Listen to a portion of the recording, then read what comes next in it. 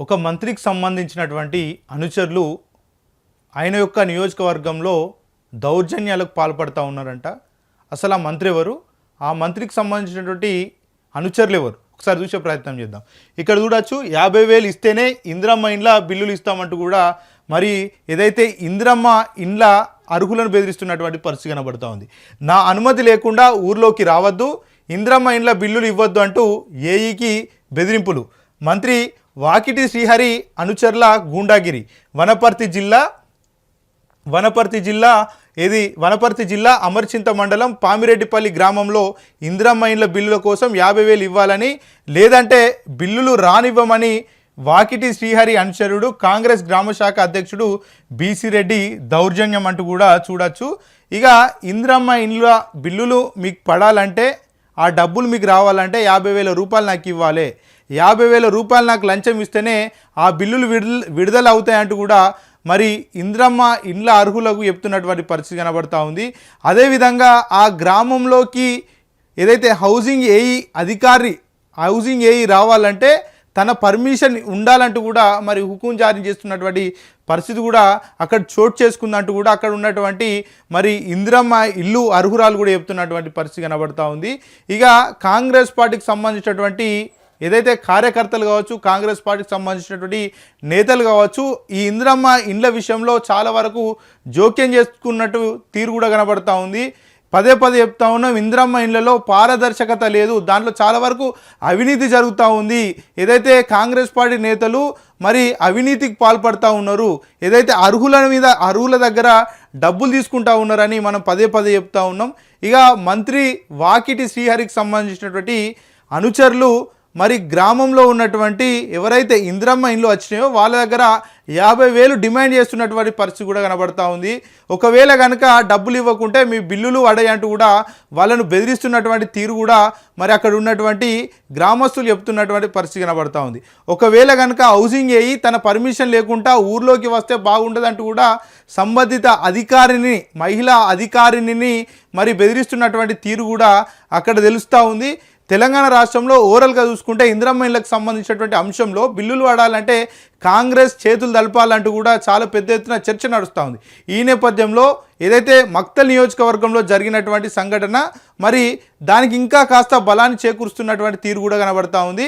ఒకసారి మరి ఆ ఇందిరమ్మ ఇల్లుకు సంబంధించినటువంటి బెనిఫిషరీ వాయిస్ కూడా వినిపించే ప్రయత్నం చేస్తాను, ఒకసారి వినండి. మరి ఆ మహిళ ఏం మాట్లాడుతూ ఉంది, ఆమె దగ్గర డబ్బులు ఎంత డిమాండ్ చేశారో ఒకసారి విన్నాక దాని గురించి చర్చించుకుందాం. చెప్పమ్మా, ఏ ఊరు మీది? ఏమైంది నీకు? 50,000 అడుగుతున్నాడు ఆయన. ఎవరు అడుగుతుండ్రు? బీసిరెడ్డి. ఎవరు ఆయన?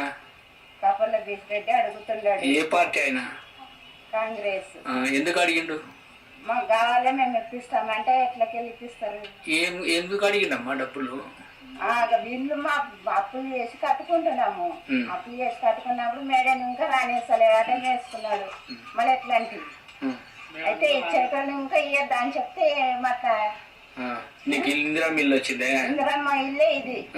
ఇందిరమ్మ ఇల్లు వచ్చాక డబ్బులు రాలే వేసినాడు, మేడం ఎందుకు వస్తలేదు ఎందుకు ఈ మధ్య. నిన్ను పైసలు డైరెక్ట్ అడిగిండా? డైరెక్ట్ అడిగిండు. ఎంత అడిగిండు? ఎన్ని వేలు అడిగిండు? 50,000 ఇవ్వాలంటే 50,000 ఎందుకు వరకు ఇవ్వలే సార్? లేకనే కదా మేము ఇన్ని రోజులు ఆగింది. అప్పు చేసి కట్టుకుంటున్నాం. ఇప్పుడు వచ్చే బిల్లు ఎందుకు ఆపేయండి? డబ్బులు అయితే చాలా ఘోరంగా అడుగుతున్నారు. ఏమిటి కోసం అడుగుతున్నారు? ఇంటిళ్ళకు మేము ఇప్పిస్తాము, మేమే బిల్లులు కొట్టిపిస్తాము. ఇంటికి 50,000 కానీ ఇందిరమ్మ ఇండ్ల కోసం అని ఖచ్చితంగా అడుగుతున్నారు. మేము పెడితేనే వస్తాయి, మేము చేస్తేనే వస్తాయి, మేము అధికారంలో ఉన్నాము, మేము చెప్పినట్లా నడుస్తుంది ఊర్లో, మాకు ఖచ్చితంగా కావాలని మాట్లాడుతున్నారు వాళ్ళు. ఇవ్వకుంటే కూడా మేము బిల్లులు ఆపుతామని చెప్పి మేడం కూడా ఫోన్ చేసి బెదిరించారు.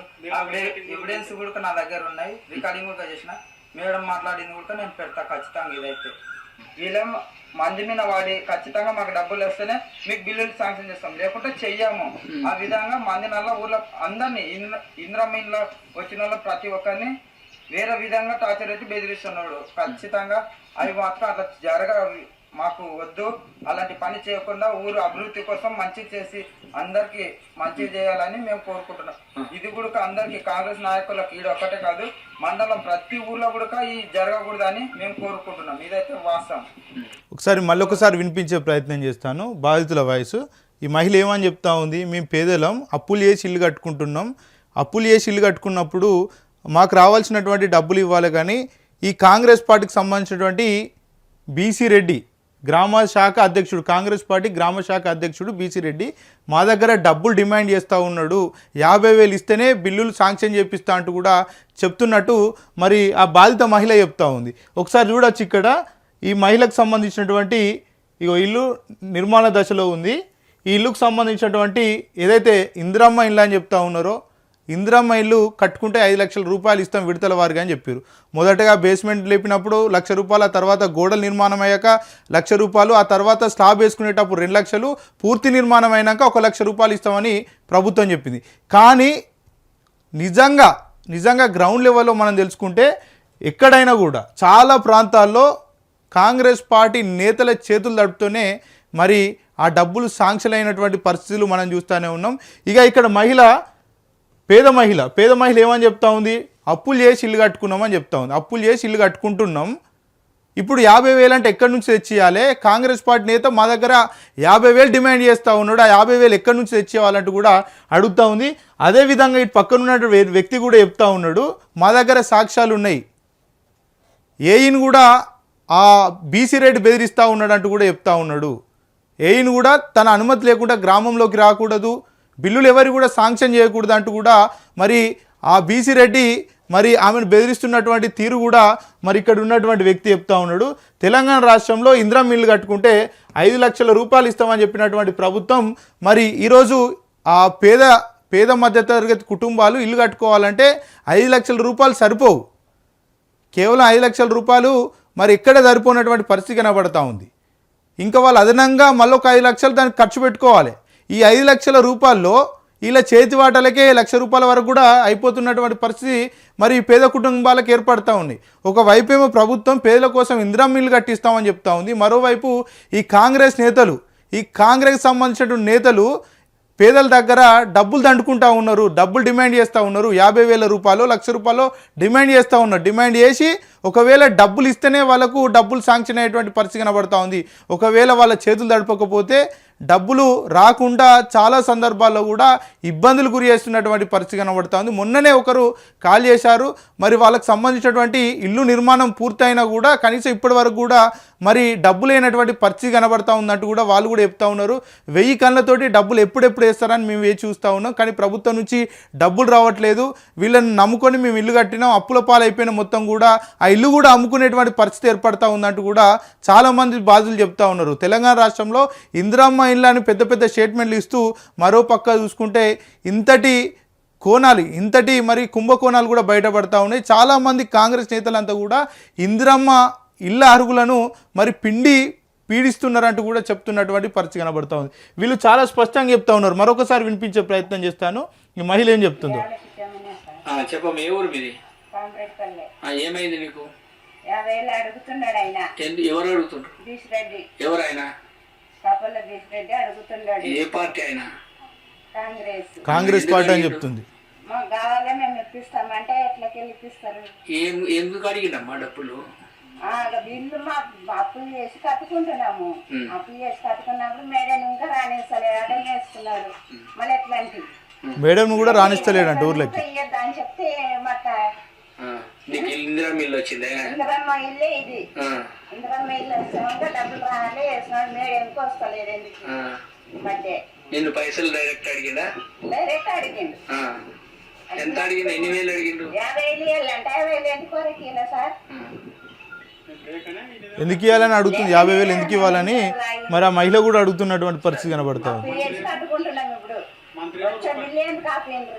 డబ్బులు అయితే చాలా ఘోరంగా విన్నర్ కదా ఈ మహిళ ఏమంటుంది, అప్పు చేసి ఇల్లు కట్టుకుంటున్నాం, ఆ 50,000 రూపాయలు మేము ఎందుకు ఇవ్వాలంటూ కూడా మరి అడుగుతున్నటువంటి పరిస్థితి కనబడతా ఉంది.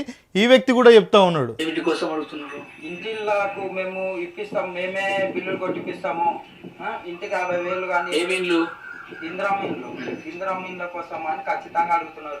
మేము పెడితేనే వస్తాయి, మేము చేస్తేనే వస్తాయి, మేము అధికారంలో ఉన్నాము, మేము చెప్పినంత నడుస్తుంది. అంటే ఒకవైపు ఏమో ప్రభుత్వం పారదర్శకంగా నిజమైనటువంటి అర్హులకే ఇండ్లు ఇస్తున్నాం, పార్టీ ఇన్వాల్వ్మెంట్ ఉండదు ఎక్కడ కూడా, కేవలం పేదలకు మాత్రమే ఇండ్లు ఇస్తున్నామని చెప్తా ఉంది, ఇల్లు లేనటువంటి పేదలకు మాత్రమే ఇండ్లు ఇస్తున్నామని చెప్తా ఉంది. మరోవైపు కాంగ్రెస్ పార్టీ నేతలు దాంట్లో ఈ ఇందిరమ్మ కమిటీల ఇళ్ళ కమిటీల పేరుతోటి ఎవరైతే అర్హులు కాకుండా కొంతమంది ఇండ్లు ఉన్న వాళ్ళకు కూడా మరి ఇండ్లు కట్టించేటువంటి పరిస్థితి కనబడతా ఉంది.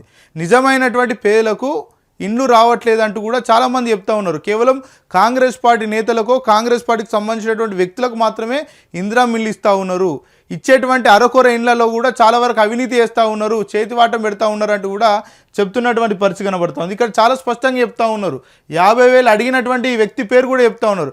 మరి ఇప్పటి వరకు కనీసం మంత్రి వాకేటి శ్రీహరి ఆయన తప్పు లేకుంటే, ఆయన ఇన్వాల్వ్మెంట్ లేకుంటే, ఎవరైతే డబ్బులు డిమాండ్ చేసిరో ఆ వ్యక్తిని పార్టీ నుంచి సస్పెండ్ చేసి, వెంటనే పార్టీ నుంచి సస్పెండ్ చేసి ఖచ్చితంగా బాధితులకు న్యాయం చేసి, అదేవిధంగా వాళ్ళకు వెంటనే డబ్బులు రిలీజ్ అయ్యే విధంగా మరి ఆయన చూడాలి. కాకపోతే ఇక్కడ మంత్రి వాకిటి శ్రీహరి ఇన్ని గంటలు జరిగినా కూడా దీని మీద స్పందించకపోవడం కూడా దారుణమని చెప్పుకోవచ్చు.